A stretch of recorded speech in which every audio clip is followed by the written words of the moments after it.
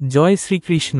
বন্ধুরা, আমাদের প্রাচীন শাস্ত্রে বলা হয়েছে যে কলিযুগের মানুষ আগের যুগগুলোর তুলনায় অনেক বেশি চারিত্রিক ও নৈতিক অবক্ষয়ের সম্মুখীন হচ্ছে। নারীদের মধ্যে পরপুরুষের প্রতি আকৃষ্ট হওয়ার প্রবণতা দেখা যায় এবং পুরুষরাও নারীদের প্রতি অবৈধ সম্পর্কে লিপ্ত হচ্ছে। কিন্তু এর পেছনে কি শুধুই সামাজিক ও পারিবারিক কারণ, নাকি শাস্ত্রসম্মত কোনো অভিশাপও রয়েছে?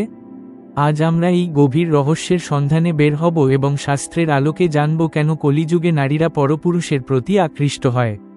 এই আলোচনা শাস্ত্রভিত্তিক, তাই সম্পূর্ণ ভিডিওটি দেখুন এবং আমাদের প্রচেষ্টা ভালো লাগলে লাইক, শেয়ার ও সাবস্ক্রাইব করুন। কমেন্টে আপনার মতামত জানান। হিন্দু ধর্মে 4টি যুগের কথা বলা হয়েছে: সত্যযুগ, ত্রেতাযুগ, দ্বাপরযুগ ও কলিযুগ। প্রতিটি যুগের একটি নির্দিষ্ট বৈশিষ্ট্য আছে। সত্যযুগ ছিল ধর্মের স্বর্ণযুগ, যেখানে মানুষ নৈতিকভাবে সর্বোচ্চ অবস্থানে ছিল। ত্রেতাযুগে নৈতিকতা কিছুটা কমে এলেও ধর্মবোধ যথেষ্ট ছিল।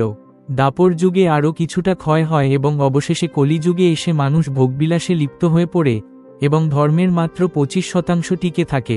শ্রীমদ্ভাগবত গীতায় কৃষ্ণ বলেছেন যে কলিযুগ হবে কাম, লোভ ও মোহের যুগ।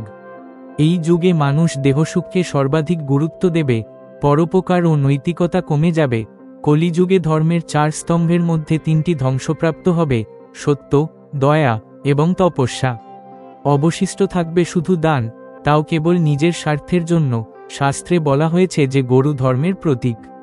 কলিযুগে গোমাতা সবচেয়ে বেশি কষ্ট পাবে এবং এটি সমাজে নৈতিক অবক্ষয়ের প্রতীক হয়ে উঠবে। যখন সমাজ গরুকে সম্মান দিতে ভুলে যাবে, তখন নারী ও পুরুষের চারিত্রিক অবক্ষয় বৃদ্ধি পাবে। মহাভারতে এক ঘটনা বর্ণিত আছে, যেখানে দ্রৌপদী রাজসভায় দুর্যোধনের হাতে অপমানিত হন। এই অপমানের পর দ্রৌপদী প্রচণ্ড ক্রুদ্ধ হয়ে অভিশাপ দেন যে ভবিষ্যতে এমন এক যুগ আসবে যেখানে নারীরা নিজের ইচ্ছায় পরপুরুষের প্রতি আকৃষ্ট হবে এবং সমাজের নিয়ম মানবে না। অনেক পণ্ডিত মনে করেন যে কলিযুগে নারীদের নৈতিক অবক্ষয়ের পেছনে দ্রৌপদীর এই অভিশাপের ভূমিকা রয়েছে। দ্রৌপদী বলেন, আমি কলিযুগে নারীদের জন্য একটি ভবিষ্যৎবাণী করছি। তারা তখন স্বাধীনতা চাইবে, সংসারের নিয়ম মানবে না এবং নিজের ইচ্ছায় পরপুরুষের প্রতি আকৃষ্ট হবে। শাস্ত্র অনুসারে অতীতে কিছু ঋষি এবং মুনি মানুষের কামপ্রবৃত্তির জন্য অভিশাপ দিয়েছিলেন। এই অভিশাপ অনুযায়ী কলিযুগে নারী ও পুরুষের মধ্যে শৃঙ্গারিক আকর্ষণ সর্বোচ্চ স্তরে পৌঁছাবে এবং তাদের চারিত্রিক নিয়ন্ত্রণ দুর্বল হয়ে পড়বে। একবার এক মহান ঋষি, যিনি কঠোর ব্রহ্মচর্য পালন করতেন, কলিযুগ সম্পর্কে ভবিষ্যৎবাণী করেন। তিনি বলেন, এই যুগে মানুষের ইন্দ্রিয় সুখের প্রতি আসক্তি এত বেশি হবে যে তারা নৈতিকতার কথা ভুলে যাবে। নারীরা পরপুরুষের প্রতি আকৃষ্ট হবে এবং পুরুষরাও বিবাহিত নারীদের সঙ্গে সম্পর্ক স্থাপন করবে। অন্যদিকে কিছু গন্ধর্ব এবং অপ্সরাও কলিযুগ সম্পর্কে ভবিষ্যৎবাণী করেছিলেন। তারা বলেন, এই যুগে মানুষ প্রেম ও ভোগবিলাসকে প্রধান মনে করবে।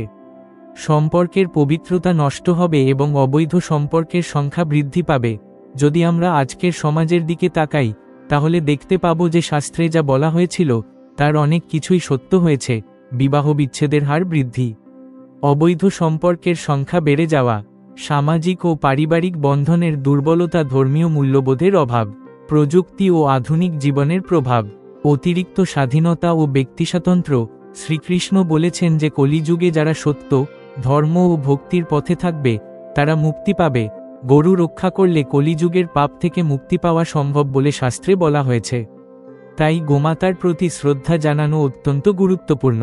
হরে কৃষ্ণ মহামন্ত্র জপ করা।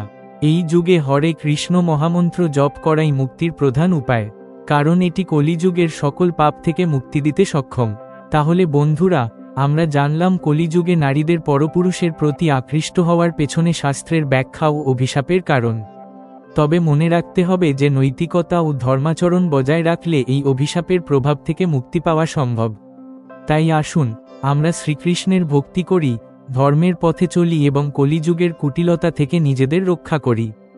জয় শ্রীকৃষ্ণ। যদি ভিডিওটি ভালো লাগে তাহলে লাইক, শেয়ার ও চ্যানেলটি সাবস্ক্রাইব করুন।